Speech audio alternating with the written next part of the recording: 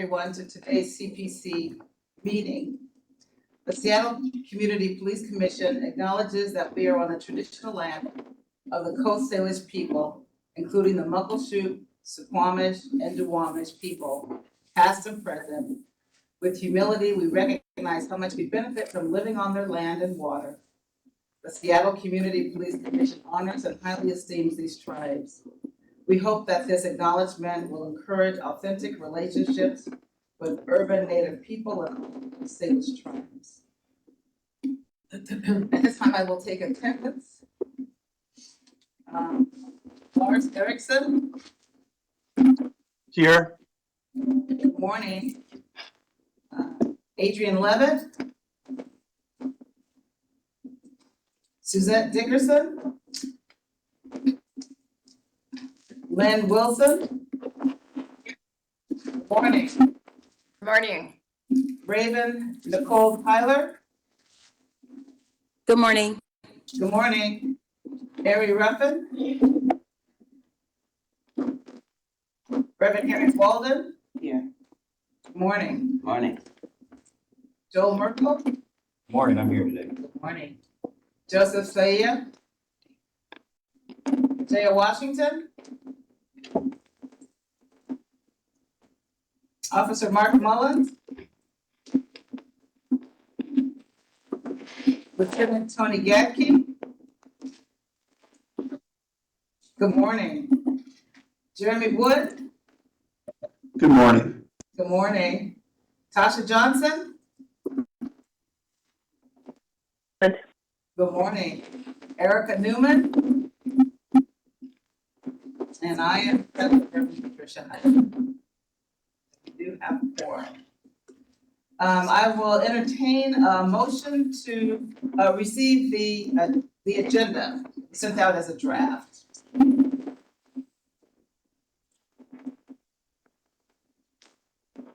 Hello, Officer Mullins is here. Hi, Officer Mullins. Is there a motion to receive the agenda? Let's wait for the chair. Receive the agenda. Thank you, Lieutenant Gatke. And a second? And Reverend Walden seconds the motion. All those in favor of receiving the agenda, approving the agenda as received, say aye, please. Aye. Opposed? Any abstentions? The motion carries.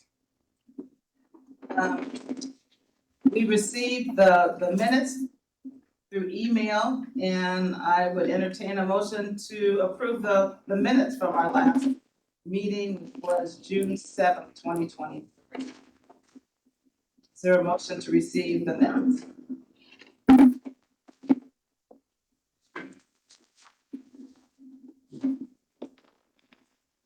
Motion to accept and receive the June 7th, 2023 meeting minutes. Thank you, Lieutenant Gatke. Is there a second? And Reverend Walden seconds that motion. All those in favor of receiving the minutes as distributed, please say aye. Aye. Aye. Any opposed? Any abstentions? Okay, the motion is carried to receive, to approve those minutes. And now we will have our co-chair update, and Commissioner Joel Merkel will get that update. Yes, good morning. Thank you. Just one update today. One of our commissioner positions, one of the CPC's appointed commissioner positions currently occupied by Joseph Saya. That position has expired, and we have been interviewing folks, or we interviewed, and I see Joseph Saya is on the call. Welcome, Commissioner Saya. We have interviewed another candidate for that expired position, and I just wanted to give the commission an update on that. That position has historically been occupied by someone who identifies as Asian or Asian Pacific Islander. But I did want to inform the commission that we have received an application for that position and have interviewed a candidate. And that is the co-chair update for today. Thank you. The commission will now be going into executive sessions to evaluate the qualifications of applicants for public employment pursuant to RCW 42.30.1101G. It is expected that the commission will be in executive session until approximately 10:30. So at this time, we will, that's all those that will not be participating in the executive session. And add, this is all commissioners, right? That'll be all. It's all commissioners. All commissioners, yeah. City attorney And the city attorney. and. And you. And me. Okay. Yeah, she said that. So we have Adrian, conference room, Gatsky, not Pam, Pam, Jeremy, Jeremy, Joel, Joseph, Lars, Lynn, Mark, Raven, Hunter, Mary Ruffin, yes. Gary Smith, yes. Yeah, no, Suzette, yes. Yes. Tasha, yes. And then Ajaya, session, session. We should all start breakout session. Doesn't matter. So if I close to go. You're good. Breakout session. Now. that robust discussion during executive session. There's a couple things that we need to take care of at this point in the meeting. And one of them is with respect to the process that the commission had previously adopted for hiring the ED, there's an amendment to that we need to consider. And so at this time, we had a brief discussion about it, I believe, in open session earlier. But this time, I'm going to entertain a motion to amend our process to ensure that we include the following stakeholders in the executive director hiring process, and that would include CPC staff, the city council staff, mayor staff, OPA staff, and OIG staff. Did I get that right? It would be, and a representative from Councilmember Herbold's office and a representative from the mayor's office. So okay, so I will entertain a motion to include in the hiring process for the ED, CPC staff, a representative from Councilmember Herbold's office, a representative from the mayor's office, and representatives from OPA and OIG, who would each have time with the finalists for the ED position. Is there such a motion? Step away from the chair as you stated it. There is a motion for that proposal. Is there a second? I'll step away in a second. Thank you. All in favor of the motion, say aye. Aye. Is there anyone, thank you. Is there anyone opposed to the motion? Hearing none, the motion passes. The process is so amended. Next, we have a list of candidates who have applied and made it thus far for the ED position. And at this time, we can take nominations of those candidates to move forward to the phase of the process. We can either do it individually or as a slate. And I'll go ahead and entertain any motions from the floor that there may be.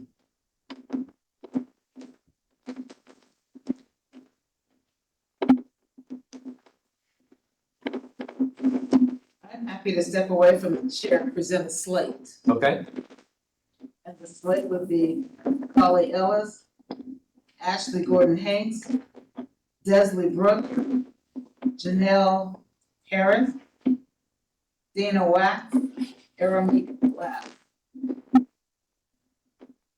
Okay. Is there a second to that motion to move forward that slate of candidates to the next stage of the process? I'll step away. There is a second to that motion. Is there any discussion?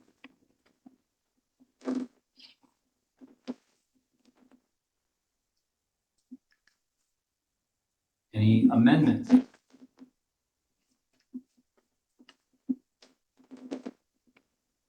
Does any commissioner wish to add a name to that list or amend the list as presented in the motion?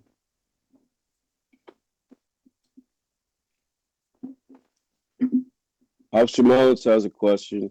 Yes, Officer Mullins. I won't name the person's name because we're in an open forum, but the person who had the DOJ background, are we eliminating that name from this process?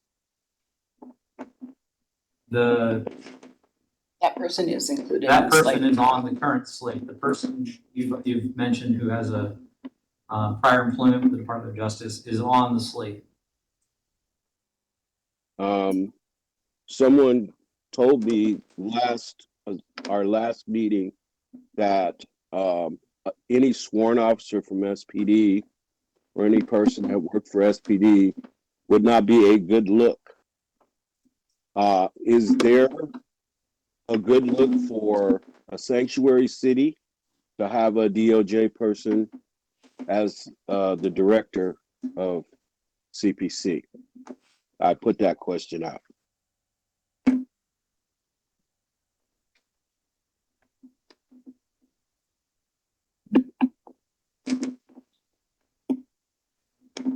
Thank you, Officer Mullins. Is there any further discussion on the point raised by Officer Mullins?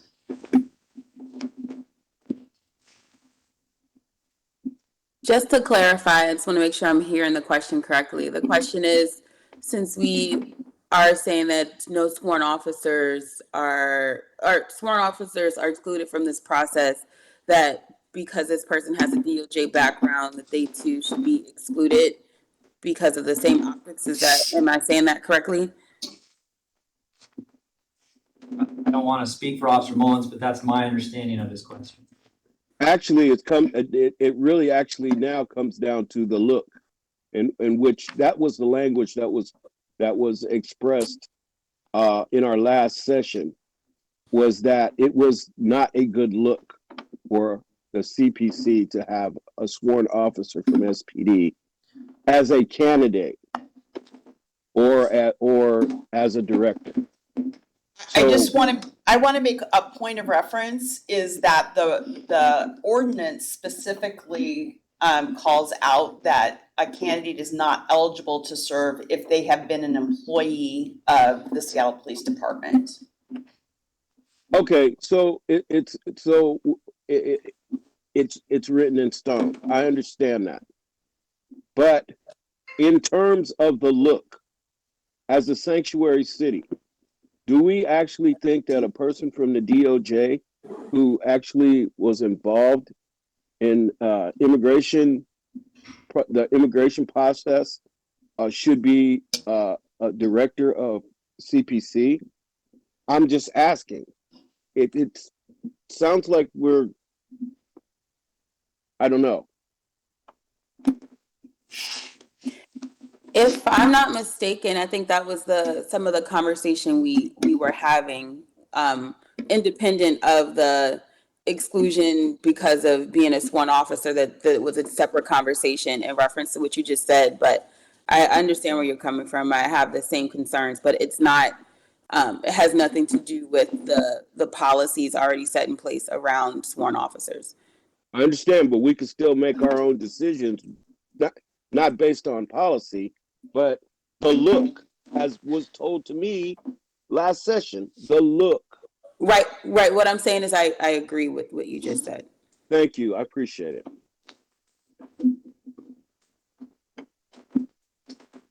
Is there any further discussion on the motion, which includes the slate of 6 candidates to move forward to the next stage of the process? Reverend Walden's question. I mean, based on what Officer Mullins said, would that be a proper motion to actually take one name from this slate? I mean, If there's a motion to amend, I'm happy to entertain that motion. I mean, because which people have spoken, I didn't know if they wanted to, one of them wanted to put a motion on the floor to remove one of the names from the slate. I think that's a proper motion at this particular time. That's right. There's been a motion and a second for that slate of 6 names. If there's a motion to amend that slate, I'm happy to entertain that. Yeah.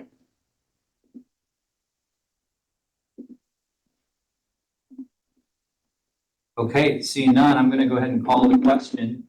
All in favor of moving forward the slate of 6 names as articulated? Desley Brooks, Janelle Harris, Jeremy Glass, Holly Ellis, Dana Wax, and Ashley Gordon-Hanks. Please say aye. Aye. Aye.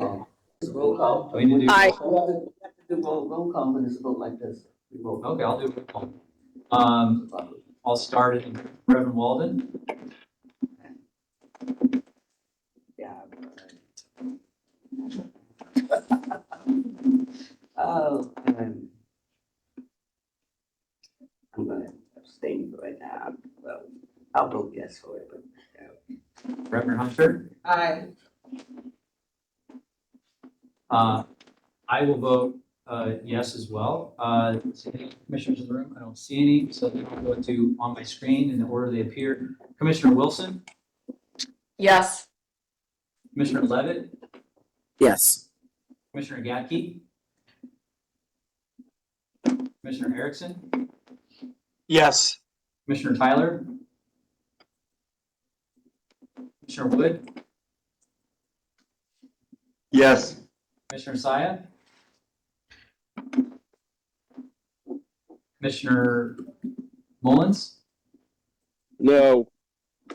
Commissioner Ruffin, Commissioner Dickerson, Yes. Commissioner Johnson,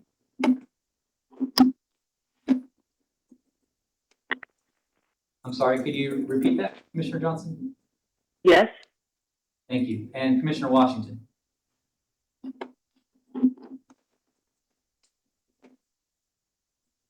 Commissioner Washington. You're on mute, Commissioner Washington. Okay, not hear a vote from Commissioner Washington, but the ayes certainly have it. So this is the slate of candidates that will move forward. And again, we have another meeting on July 5 and another meeting on July 19, where we'll continue this discussion in the hiring process. Thank you, everyone, for engaging.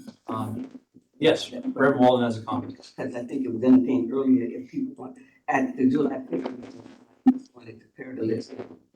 We still have an opportunity. That's correct. We do have an opportunity on July 5 meeting to continue to pare this list down with the hope of having a public interview in an open session with finalists, hopefully somewhere around 3 finalists at the July 19 meeting. Again, to meet the timeline that we previously discussed of forwarding a name to the City Council by early August. So that is something that we have next up. So please be prepared to show up on July 5 and July 19 to continue and to complete this process. Thank you. And again, I want to thank everyone for engaging in this discussion, in this process. It's obviously very critical to our organization. We have one more item on our agenda, and that is the discussion of the draft language from the City Council related to proposed changes to the accountability ordinance. And as folks recall, at the May 3rd CPC meeting, we had a pretty good, robust discussion on proposed recommended changes to the accountability ordinance that mostly relate to the operations of the CPC. The proposed changes generally relate to just tweaks along the way that have been suggested by current and former co-chairs and commissioners and community partners and accountability partners that'll just make the CPC more efficient and functional. And we voted on those changes to council, but we did not have language at the time. And there was discussion during the May 3rd meeting to receive proposed language once it was produced and to have an opportunity to comment. And that is what we're doing with the rest of our time today. It's the proposed language was circulated via email last night to the commission. It was also produced ahead of last week's Public Safety and Human Services Committee hearing, at which Interim Executive Director Colleen Ellis and I testified on behalf of the commission. That was the first hearing that the City Council had to consider the proposed changes to the ordinance.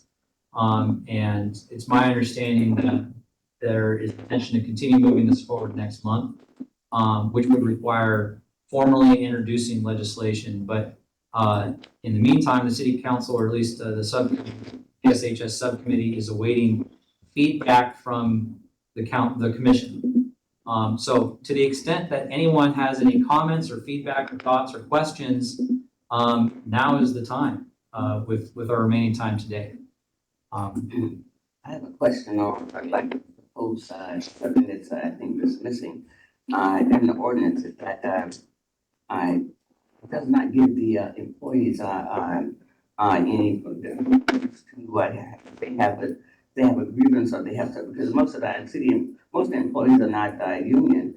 And I think that we need to consider something in the ordinance that gives the, employees, a way to actually, at least discuss some concerns that they might have, some issues that they want to have worked out with whoever the ED is. And I don't know how to craft that.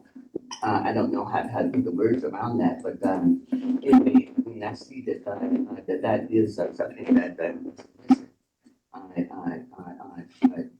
we said we're a hybrid model. They need department outside of the ethics committee. And most of the employees of the ethics committee, commission are city employees. So that would not be, they would have another, it would be another, it's a structure. So anyway, I don't know how to craft that, but I think that's something that's missing, having been here for a while and been seeing that, that I think that we need to discuss that and see how we can talk to the central staff or whoever to be able to see if that's possible. So I do have an update on that for the benefit of the commission. I had a brief conversation with central staff about the issue. Essentially, as folks know, the CPC is an independent commission. We were permanently established as an independent commission in the 2017 Police Accountability Ordinance. And more fundamentally, what that means is that the mayor's office, the executive, or the city council, they don't have the authority to come in and tell us what to do or how to do it. We get to decide. We have self-determination, and as a result, the supervisory structure of staff is such that staff report to the ED, and the ED report to the co-chairs, and obviously the co-chairs report to the commission. And to the extent that staff have concerns,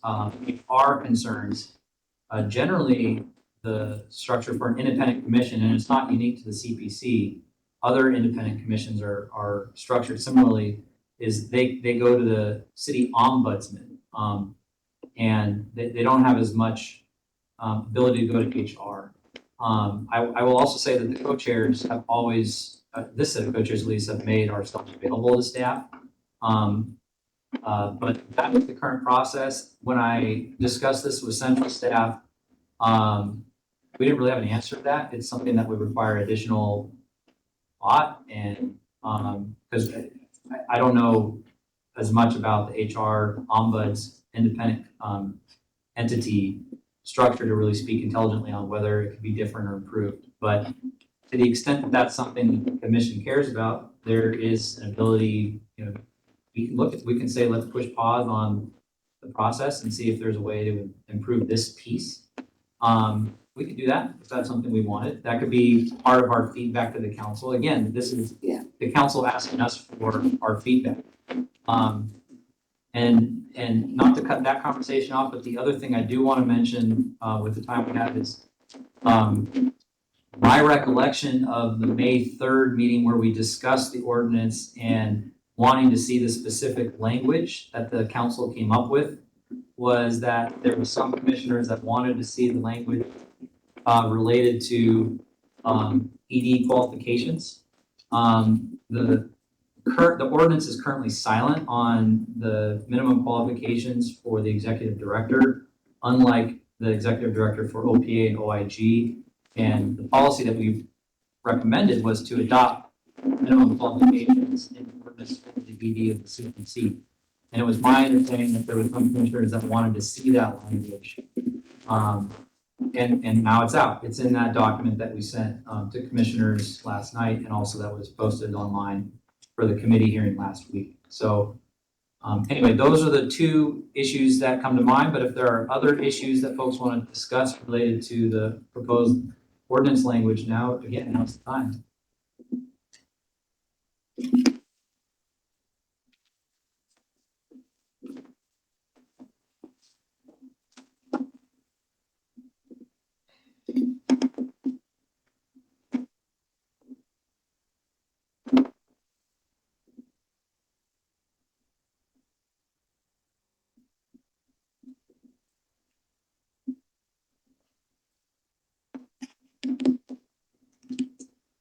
With the silence I'm hearing, it sounds like there is no, at this point, no commissioners have any thoughts or feedback on the proposed council language. Is that what I'm seeing or hearing? Question about the process. Yeah. Is there gonna be a hearing by the city council, and is this all supposed to be resolved before September? What is the timeline? Yeah, so changes to the ordinance have similar issues to the ED in that if we want to have our requested changes done this year, we need to move forward with the process. If my understanding through central staff is that if we're gonna get on, I think the July 25 hearing, firstly, we've already had a hearing. The next hearing would actually be on an introduced bill, where there would be opportunities for amendments and votes. That the bill has to be introduced by, I believe, next week, which means we don't have a lot of time to get council feedback. We have maybe a week to get council feedback. So this would be our last meeting to give to discuss feedback to give council if we want to stick to that timeline. It is possible, from my understanding, it's possible that we could delay that timeline a little bit, have more time to think about feedback and move forward. But it is my understanding the council, at least Councilmember Herbold, prefers to move forward quickly. But if commissioners want more time to think about it and come back with feedback, that too is something that we could pass on to Councilmember Herbold. I see Newell Aldrich is on the line, perhaps, and he's Councilmember Herbold's staff. Newell, are you able to add any insight as to Commissioner Wilson's question? Yes. Okay. Their video just went on. We have been holding time for the July meetings on the 11th and the 25th for this item, and just have it listed in our tracker for potential items. If we received some comments either now or relatively soon, it could be possible to hear it on the 11th. Otherwise, it would need to be on the 25th. After that, the only meetings available are one meeting in August and two meetings in September.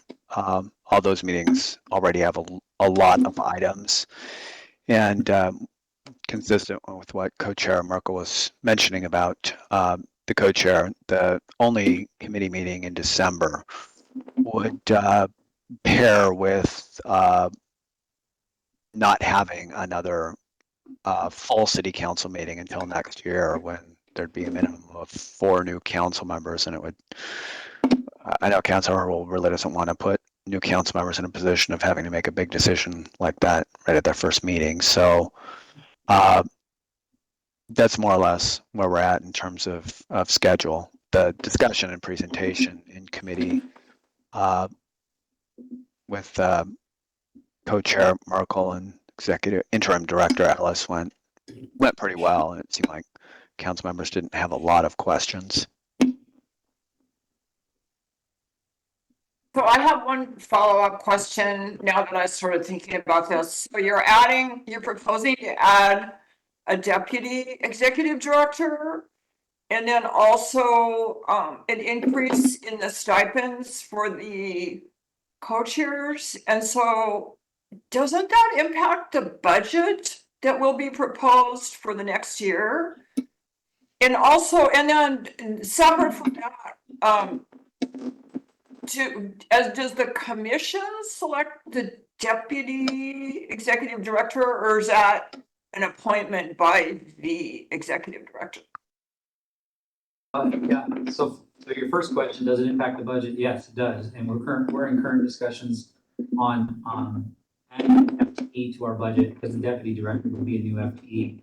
And as Newell said, there wasn't really any concerns with that. You know, there's quite a bit of support actually from what we can tell for adding in a deputy director. And same with the stipends. My understanding is the language in the ordinance proposed changes has the stipend addressed in 2024 moving forward. So it would impact the next budget. And as to the deputy director, that is a position that the executive director would be responsible for hiring through the same process that the ED is responsible for hiring other staff. And again, the bylaws and ordinance, the structure is that the ED takes those actions in consultation and supervision with the co-chairs, which of course we all answer the commission. So that's the process. Okay, thanks.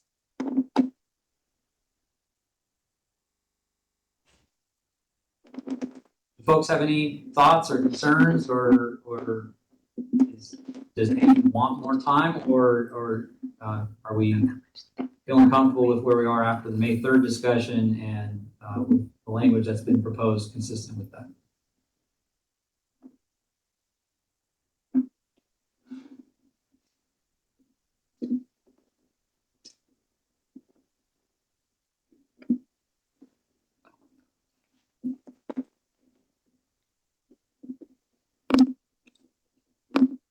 Well, hearing none, I will say this, I'm not hearing any commissioners who have any concerns or thoughts or wishes to discuss the draft legislation.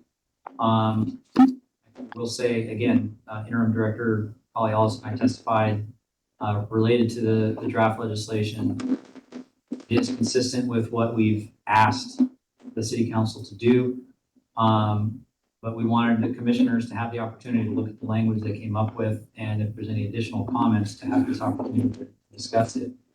If folks do have any additional comments or thoughts, my ask is that you reach out to me as soon as possible and let us know. Otherwise, it does sound like, in talking with Councilmember Herbold, staff, Newell, thank you for being on the call, that things are moving forward. And that does bring us to the end of the meeting. More items on the agenda. Thank you everyone for being here today. Again, we all look forward to seeing you on July 5. It is a Wednesday after Tuesday, but everything we've discussed is very important that we're all here. And thank you for the robust discussion today. And with that, we're adjourned and have a great day.